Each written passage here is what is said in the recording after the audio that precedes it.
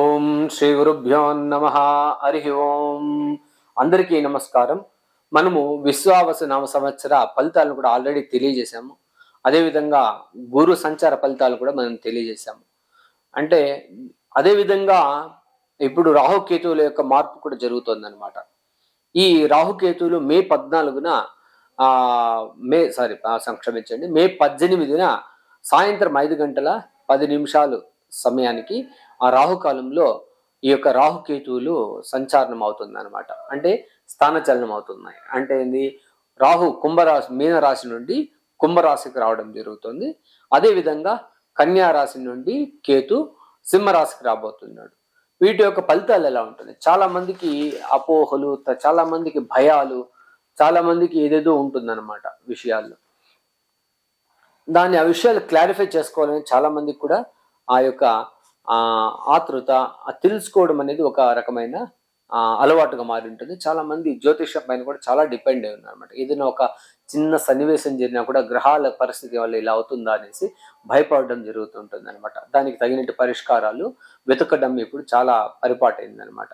అదేవిధంగా ఈ రాహుకేతువులు అంటే మనం దాన్ని ఛాయాగ్రహాలు అంటాం అనమాట. దానికి ఒక షేప్ అనేది ఉండదు అనమాట.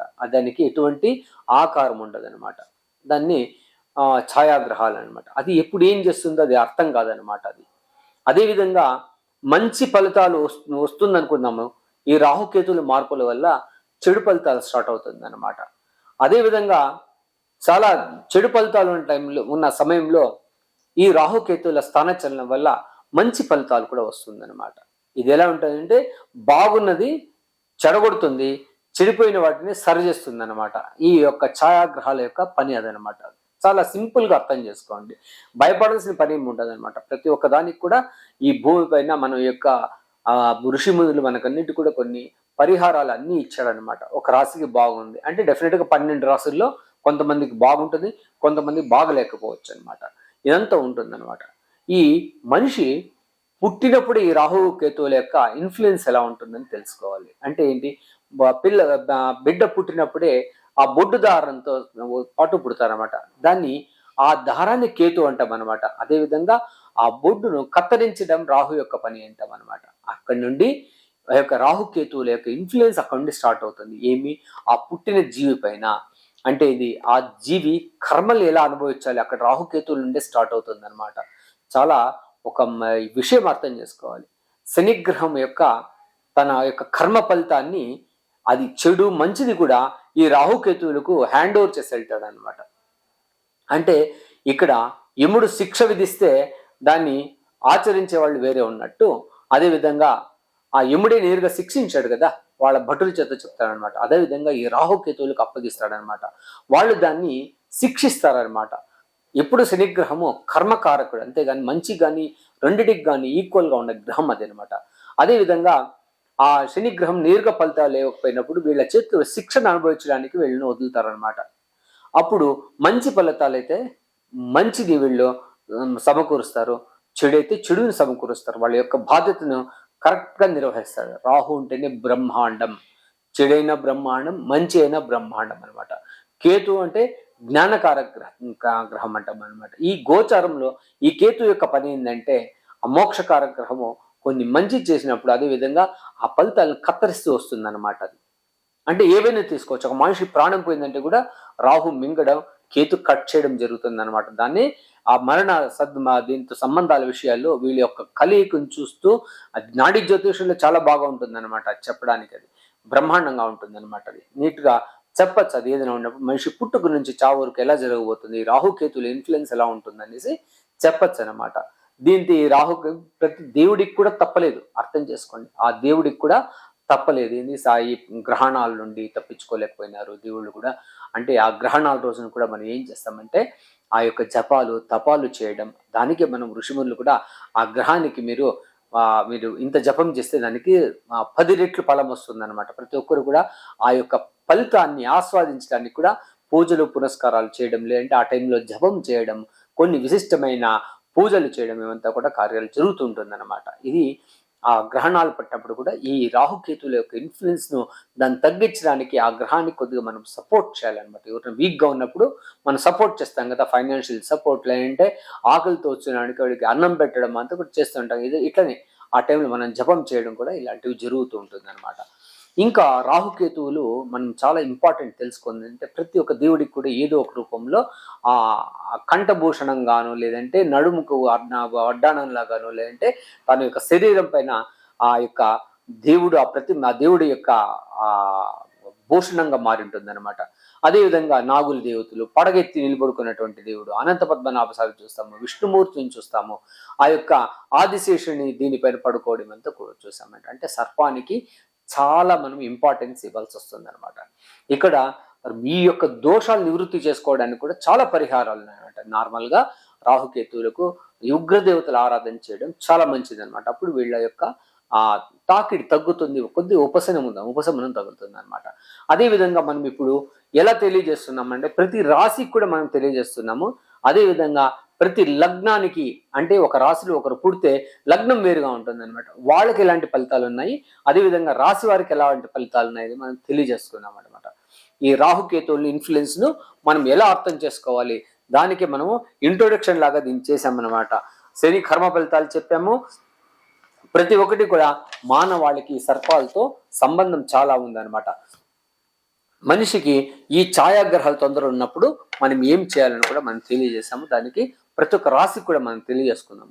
దీన్ని ప్రతి ఒక్కరు దీన్ని చూసి స్కిప్ చేయకుండా చూడండి, వీడియోస్ మీకు బాగా అర్థమవుతుంది అనమాట. అది ఎలాంటి ఫలితాలు ఇవ్వబోతుంది, దానికి పరిహారాలు ఏంటి అని కూడా మనం తెలియజేసేస్తాం అనమాట. ఆ ఫలితాలు చూసుకుని మీ యొక్క ఆ యొక్క దుష్ఫలితాల నుండి బయటపడి ఆ యొక్క మంచి ఫలితాలను మీరు ఎవరికైనా మీ రాశికి బాగుంటుందని ఆస్వాదించి ఇంకంత మంచి ఫలితాలను పొందడానికి మీరు ట్రై చేయొచ్చు.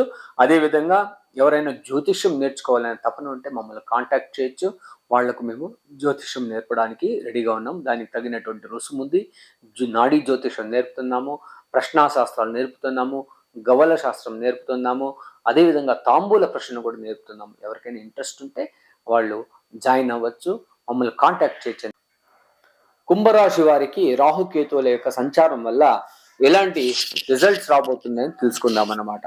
వీళ్ళకైతే దాదాపు ఈ 5 సంవత్సరాల నుండి కూడా శని యొక్క బాధలతో వీళ్ళు చాలా ఇబ్బంది పడుతున్నారు. ఇంకా 2.5 సంవత్సరంల యొక్క శని బాధ ఉంది. అయినా కూడా గురువు నుండి వీళ్ళు అన్ని రూట్ నుండి తప్పించుకోబోతున్నారు అనమాట. ఏంటంటే రాహుకేతువుల ఫలితాల నుండి కూడా గురు బ్రహ్మాండంగా వీళ్ళకు అనుకూల పరిస్థితిని అయితే ఇస్తున్నాడు అనమాట. అదేవిధంగా అదృష్టవంతులు కూడా వీళ్ళని చెప్పొచ్చు అనమాట. ఇన్ని రోజుల నుండి ఎంత సమస్య ఉన్నా కూడా గురువు యొక్క వీక్షణతో బయటపడే అవకాశం అయితే వస్తుందన్నమాట. వీళ్ళకు దిఢీర్ అదృష్టం, సడన్ అదృష్టం అయితే 100% ఉంటుందని చెప్పచ్చు అనమాట. వీళ్ళకు శని బాధ నుంచి తప్పించుకున్నాక ద్వితీయంలో శని ఉండడం, అదేవిధంగా 5లో గురువు రావడం వీళ్ళకు చాలా అనుకూలంగా పరిస్థితి ఉందన్నమాట. జన్మరాహు తర్వాత 7లో కేతు కూడా వీళ్ళకు ఎక్కువ ఉంటుంది అనమాట. నెమ్మది అనేది ఉండదనమాట. ఏదో ఒక రకంగా ఏదో ఒక ఇబ్బందులు పడుతూనే ఉంటారు.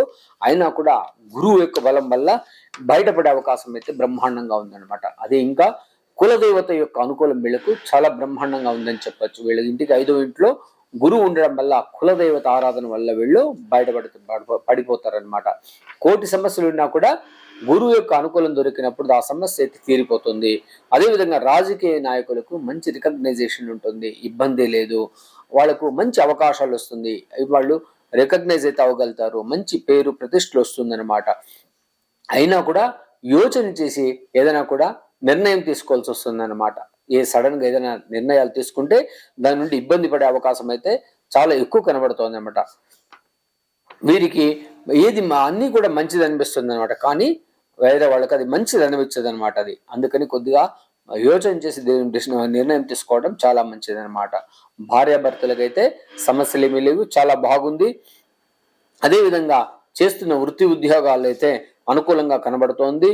అదేవిధంగా వీళ్ళు ఎక్కువగా ఈ దేవస్థానాలకు, ఏ దేవస్థానానికి వెళ్ళాలంటే నాగరాజస్వామి లేదంటే సుబ్రహ్మణ్య స్వామి ఆరాధన చేయడం, లేదంటే రాహుకేతువులకు సంబంధించినటువంటి దేవస్థానాలకు వెళ్ళడం, అక్కడ పూజలు చేసుకోవడం చాలా చాలా అనుకూలమిస్తుంది అనమాట. అదేవిధంగా కుంభకోణం దగ్గర ఉన్నటువంటి దేవస్థానాలకు వెళ్ళడం వీళ్ళకు ఇంకా మంచి అనుకూలం. కుంభకోణం అంటే అక్కడ కుంభరాశి అంటే కుంభకోణం అని అంటూ ఉంటాం అనమాట. అందుకని అక్కడ వాళ్ళకు చాలా బ్రహ్మాండమైన అనుకూలం వస్తుంది అక్కడ వెళ్ళి రావడం వల్ల. అదేవిధంగా నెలకు ఒకసారి వీళ్ళు ఏదైనా దేవస్థానాలకు, రాహుకేతువుకు సంబంధించిన దేవస్థానాలకు వెళ్ళడం వల్ల చాలా అనుకూలం అయితే ఉంటుంది అనమాట. అదేవిధంగా వీళ్ళకు ఇంకా లగ్నం, కుంభ లగ్నం వాళ్ళకి కూడా ఇదే ఫలితాలు కూడా వర్తిస్తుంది అనమాట. మా వ్యవసాయదారులకు చాలా బాగుంది. అదేవిధంగా పిల్లలకు, పెద్దలకు చాలా మంచిగా ఉంది. డిసిప్లిన్ ఫాలో అవడం జరుగుతుంది. కోపం, గొడవలు, ఇబ్బందులు పడే అవకాశం అయితే ఉంది.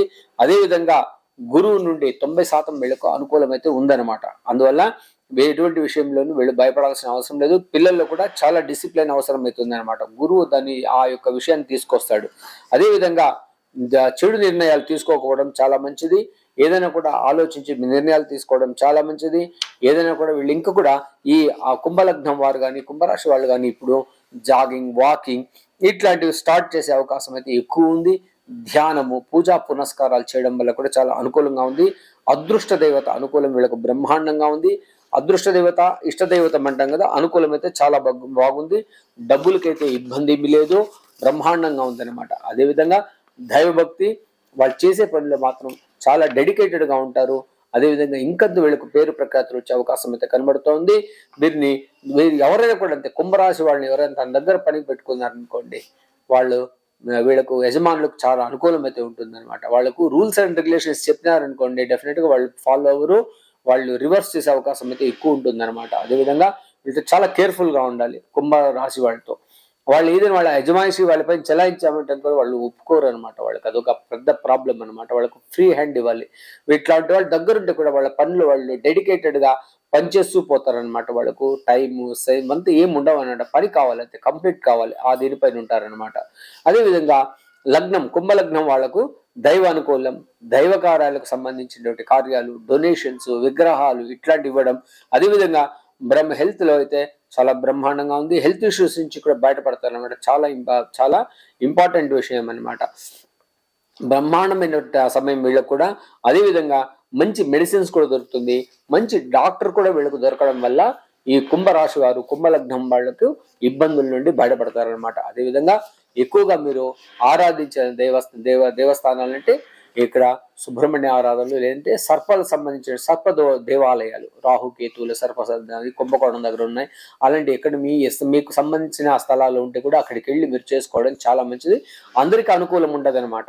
అనుకూలం లేని వాళ్ళు చేసుకోవడం, సుబ్రహ్మణ్య ఆరాధన చేయడం వల్ల చాలా అనుకూలంగా ఉంటుంది. ఇంకా మీకు కులదేవత మీకు బ్రహ్మాండమైన సపోర్ట్ దొరుకుతుంది కాబట్టి కులదైవం ఎన్ని సమస్యలు ఉన్నా కూడా మీకు తీర్చేస్తున్నాడు అనమాట అని తెలియజేస్తూ, మీకు కూడా ఎవరైనా మీ వ్యక్తిగత జాతకాలను చూసుకుని తెలుసుకోవడం ఇంకా మంచిది. అదేవిధంగా మమ్మల్ని కన్సల్ట్ కావాలంటే దానికి ప్రేయర్ అపాయింట్మెంట్ తీసుకుని మీరు కనెక్ట్ అయితే మీకు చెప్పగలుగుతామన్నమాట. మంచి జ్యోతిష్యుల దగ్గరికి వెళ్ళండి, ఇంకా మంచి మార్గదర్శనం పొందని తెలియజేస్తూ, సర్వే జనా సుఖినో భవంతు, సన్మంగళాని భవంతు.